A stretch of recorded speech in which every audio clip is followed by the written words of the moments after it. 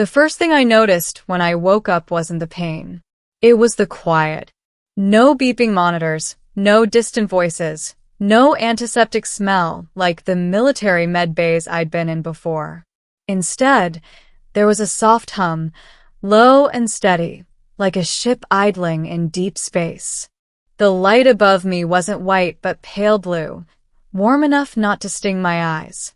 For a moment, I wondered if I was dead. Then I saw her.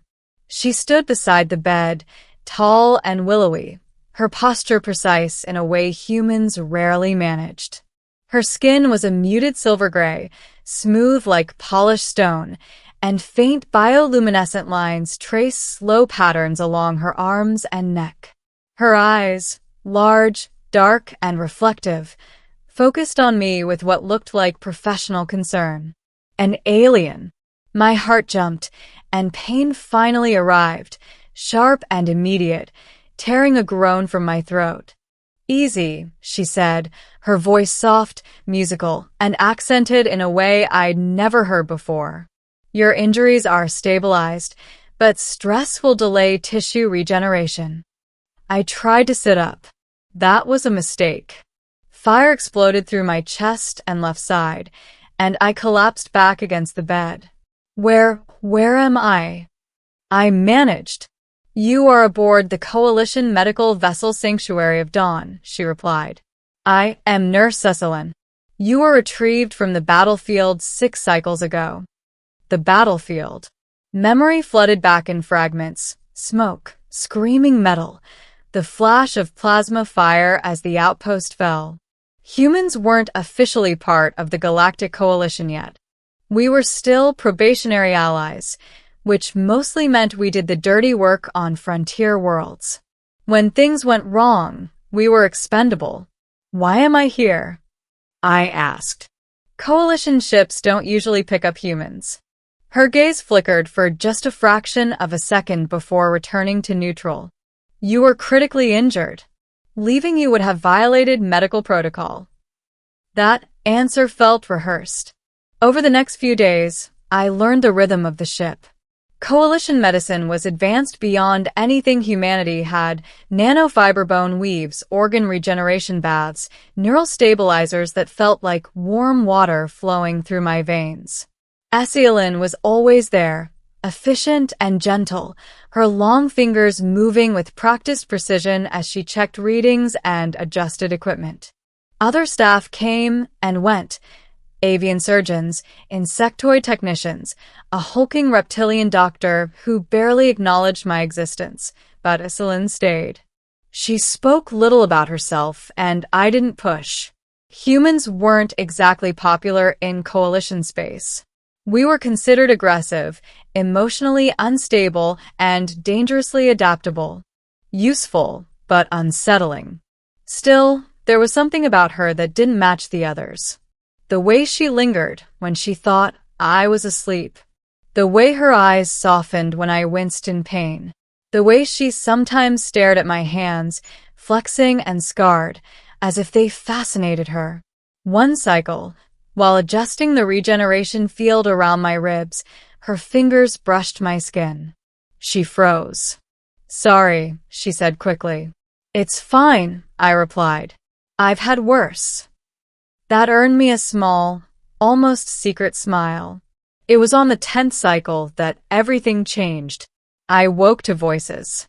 They were outside my room, muffled but tense. I couldn't understand the alien language, but I recognized urgency when I heard it. The door slid open abruptly, and Sae'lin stepped inside, her bioluminescent markings flaring brighter than I'd ever seen. She sealed the door behind her. "Sae'lin," I asked, "what's going on?" She crossed the room in long strides and leaned close, so close I could feel the warmth radiating from her skin. "Listen to me carefully," she whispered, "and don't react."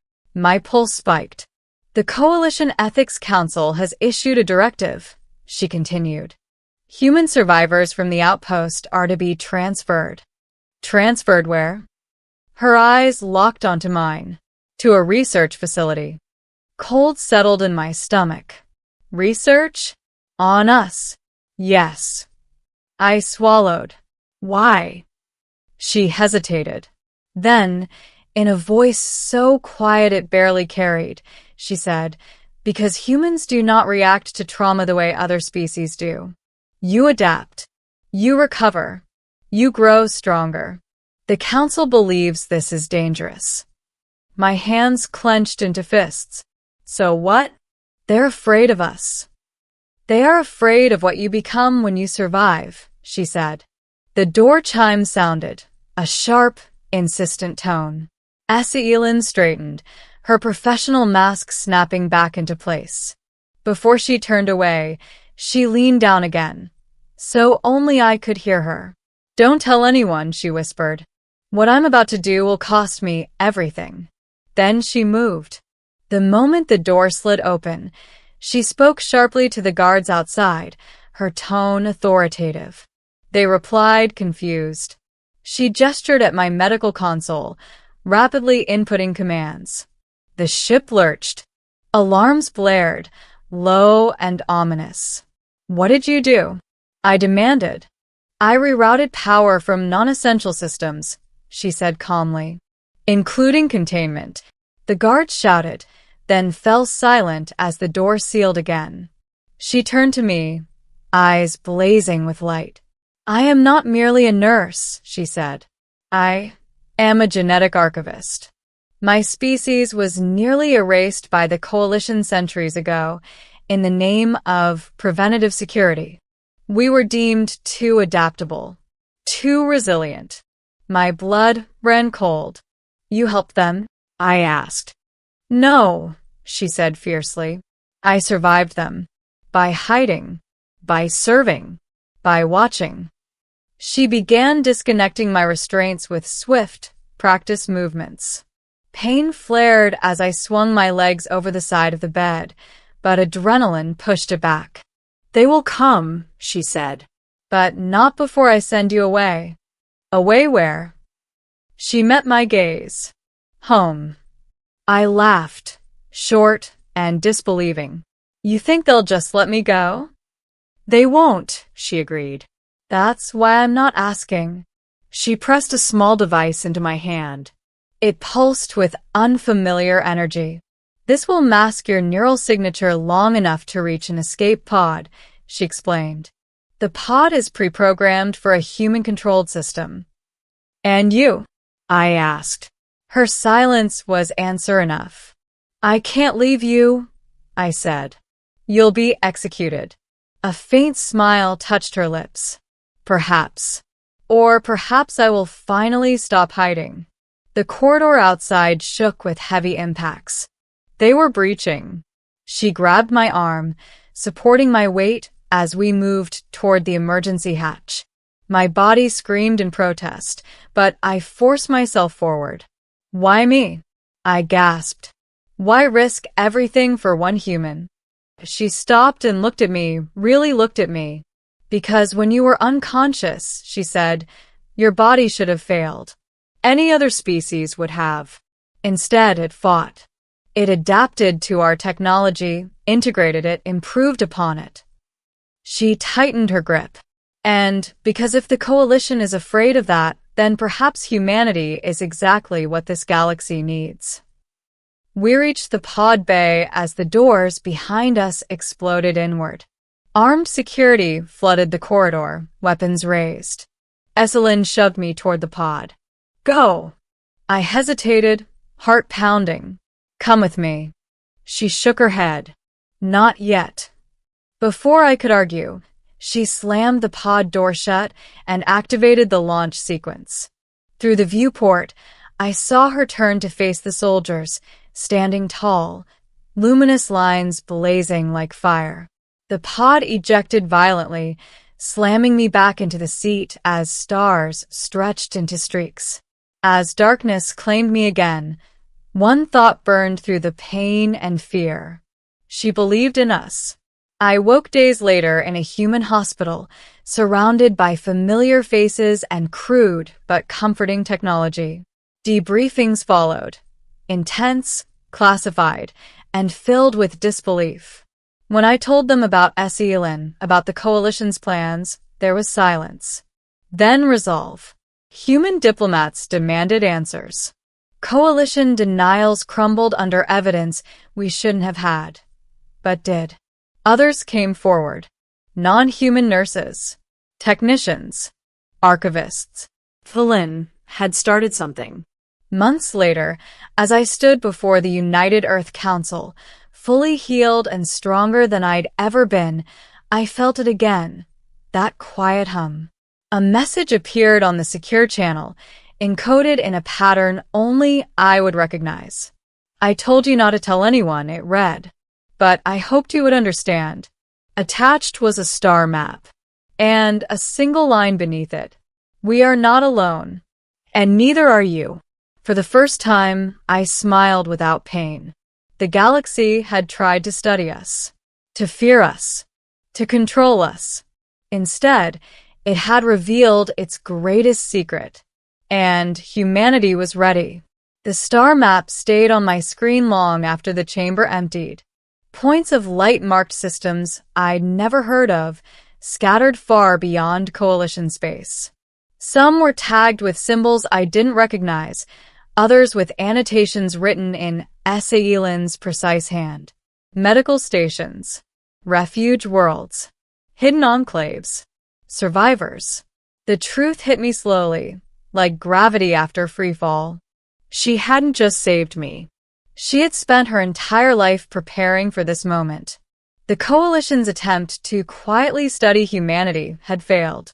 Worse for them, it had exposed a pattern. Dozens of species had vanished over the centuries, all labeled non-viable, unstable, or potential threats. In reality, they had been erased or forced into hiding for the same reason humans now frighten them. Adaptability, resilience, the ability to change faster than fear could contain. Within weeks, human science teams began analyzing the medical data Sae'lin had embedded in my body during treatment. Coalition nanofibers hadn't just healed me. They'd integrated with my cells, stabilized by my immune system instead of rejected. We didn't break their technology. We made it better. When the coalition demanded the return of all proprietary medical assets, Earth refused. For the first time in recorded galactic history, a human fleet crossed into coalition space, not with weapons charged, but with open channels and impossible confidence. Ships bristling with hybrid systems no one else should have been able to operate. They didn't fire. They didn't threaten. They simply said, "We know what you've been doing." And they proved it. The political fallout was catastrophic. Entire councils dissolved overnight. Species long silenced found their voices again, emboldened by humanity's refusal to play the expected role of frightened newcomer. Behind the scenes, I worked with Sae'lin's network. Yes, she was alive. She had vanished during the chaos, exactly as she'd planned. The coalition had underestimated one thing about her species, just as they had with us. You don't survive extinction by being careless. Months later, during a classified summit held on Luna, a ship arrived without identification. No weapons locks. No demands.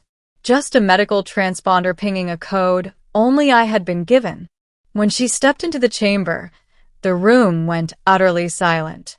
Sae'lin looked different. Leaner. Hardened. Her bioluminescent markings bore scars now, their patterns more complex than before. But when her eyes met mine, that same quiet determination was there. "You told me not to tell anyone," I said softly. She tilted her head, the closest her kind came to a smile. "I told you not to tell the wrong people." The alliance that followed was never officially named. On paper, it didn't exist. But across the galaxy, hidden stations became sanctuaries. Shared research flourished. Species once deemed disposable learned what humans already knew deep in their bones. Survival isn't dangerous. Hope is. Years later, when historians would ask how the balance of the galaxy shifted so suddenly, the answer wouldn't be fleets or weapons or wars. It would be a whisper in a quiet medical bay. Don't tell anyone. Because the truth was never meant to stay buried. And humanity, stubborn, adaptable, endlessly human, was exactly the species that would dig it up and dare the galaxy to do better.